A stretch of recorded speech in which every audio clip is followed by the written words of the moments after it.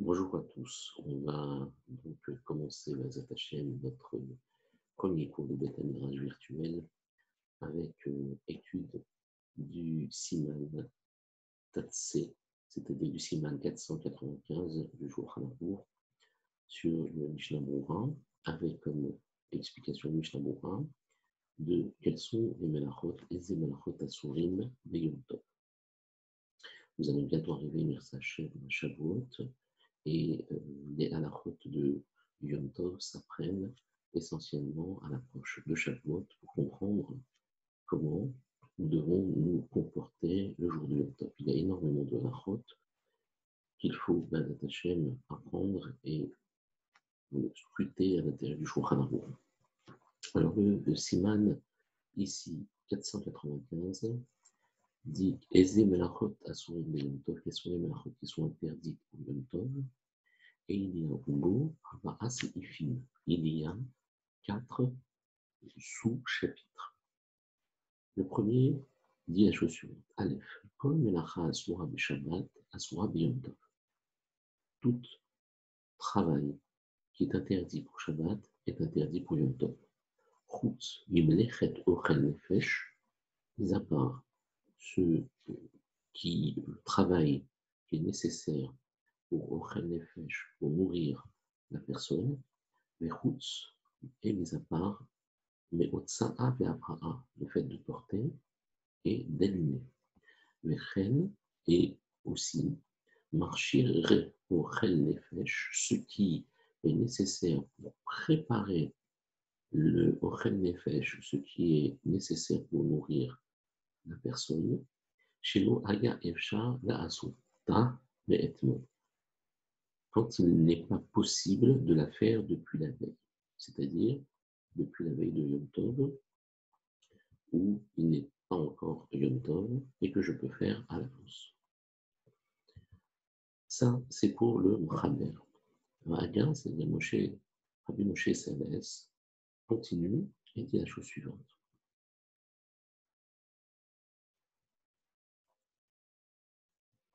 Veyesh machmirim, et il y en a qui sont plus stricts. Afilu be'ochel nefesh atzmu, même en ce qui concerne le fait de nourrir la personne, Kol she'eno mafig ta'am, tout ce qui ne s'altère pas au niveau du goût, klal, en aucune façon, im asa'u me'erev yom tov, si jamais il peut le faire la veille de Yom Tov, ce qui veut dire que si jamais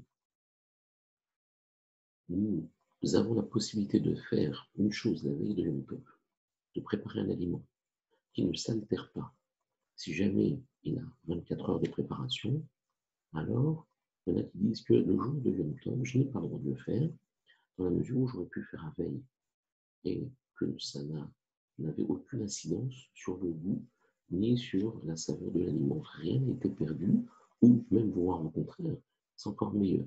Alors dans ce cas-là, il faut que je le fasse avant Yom Tov et pas Yom Tov. Mais cependant,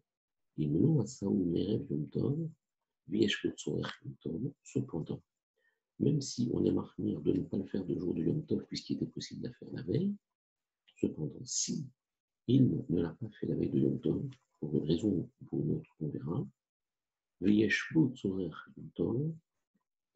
y a lieu de le faire Yom Tov parce qu'il en a besoin, Muta la Soto à l'idée Shinoui. Il est permis de le faire à l'idée par l'intermédiaire d'un Shinoui, c'est-à-dire d'un acte modifié en modifiant sa façon de le faire. Donc, de ce que le Shulchan Aruch nous dit, d'après le Mchaber, on voit qu'il est permis de faire tout ce qui est relatif à Ochel Nefesh. Donc, il ne nous précise pas s'il était possible de la faire la veille. En revanche, le Rama nous dit si il avait la possibilité de le faire la veille, il faut être mahmir de ne pas le faire le jour de Yom Tov, sauf s'il en a besoin. Et s'il n'avait, pour une raison ou pour une autre, pas d'autre alternative, alors il pourra le faire le jour de Yom Tov, à condition qu'il le fasse avec un geste inhabituel, de telle manière qu'il marque une différence pour pouvoir en fait le faire le jour de Yom Tov. Alors maintenant, on passe au Mishnah Berurah. Asura Beshabbat. On a dit que tout ce qui est interdit pour Shabbat est interdit pour Yom Tov. Vous remarquerez que le Shulchan Aruch ne commence pas à dire ce qui est permis pour Yom Tov, mais ce qui est interdit. Et il part d'un principe, c'est qu'il y a similitude entre Shabbat et Yom Tov, ce n'est qu'après qu'il va dire, sauf certains travaux qui sont interdits pendant Shabbat, seront permis pendant Yom Tov. Asura Beshabbat. Ben Sheisou la Torah, ou Ben Sheisura, Mishum Shvut, que l'interdit soit un interdit Mideoraita de la Torah, ou que ce soit un interdit qui est Mishum Shvut, c'est-à-dire Midera Banan. Ainsi, toute chose qui est interdite de la faire soi-même, Asur, Lomar, Gam, Naakou, il est interdit aussi de le dire à mon juif, là, Sototomo, le Shabbat, de le demander de le faire par l'intermédiaire d'un non-juif, comme c'est le cas de Shabbat.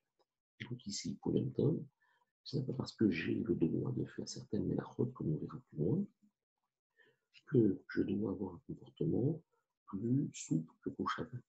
Je vois que pour tout ce qui est interdit Shabbat et ce qui est interdit Yom Tov, j'ai exactement la même configuration. Mi-manechet ochel nefesh, mis à part la melacha de ochel nefesh, de nourrir pour mourir une personne, et dire-t-il comme il est marqué, Bikra ach asher ye'achel yechol nefesh ou levado ye'asefachem. Comme il est marqué dans le passouk, seulement asher, ce qui ye'achel yechol nefesh, ce qui est nécessaire pour nourrir tout être, ou levado, cela seulement ye'asefachem sera fait pour vous. Mais routes, melotsara verbrara, et mis à part le fait de porter et d'allumer, pour Pirtet Nehem Yitpaer Lekaman Siman 511 V Siman 518. Et Mishnah Berurah nous dit que toutes les caractéristiques, les détails de leur dinim sont expliqués plus loin dans le Siman 511 et 518. Mechen Marchiré Ochen Nefesh. Et le Chaber nous dit que même ce qui est nécessaire pour préparer le Ochen Nefesh, ou Pirtedin Ze, Ayin Kaman, Siman, Takach, Metakat.